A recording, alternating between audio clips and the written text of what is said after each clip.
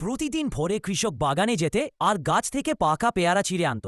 কিন্তু একদিন সে পেলে, আরে এ তো পেয়ারা গেল কোথায়? তার সন্দেহ হলো কেউ নিশ্চয়ই চুরি করছে। পরের দিন সে ঝুপুরির আড়ালে লুকিয়ে রইল চোর ধরার জন্য।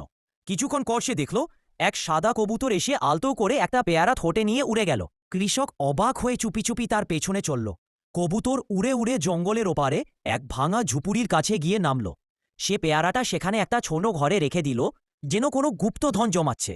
কৃষক কাছে গিয়ে দেখল ঝুপুরির ভেতর শুকনো পাতায় বানানো একটা ছোট্ট বাসা।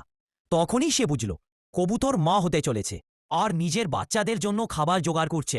এরপরের দিন আচমকা ভারী বৃষ্টি শুরু হলো। কৃষক দৌড়ে গিয়ে দেখল কবুতরের বাসা জলে ভেসে যাচ্ছে। সে তাড়াতাড়ি কবুতরটাকে তুলে এনে নিজের ঘরে রেখে দিল। কয়েকদিন পর কবুতর ডিম পাড়ল, আর সেখান থেকে ফুটে বেরেলো ছোট্ট ছোট্ট বাচ্চা। কৃষক তাকিয়ে রইল তাদের দিকে, চোখে জল। ভাবল যে কবুতরকে সে একদিন চোর ভেবেছিল, সেই আজ তার আপনজন। আর তুমি এখনো লাইক আর সাবস্ক্রাইব করেনি?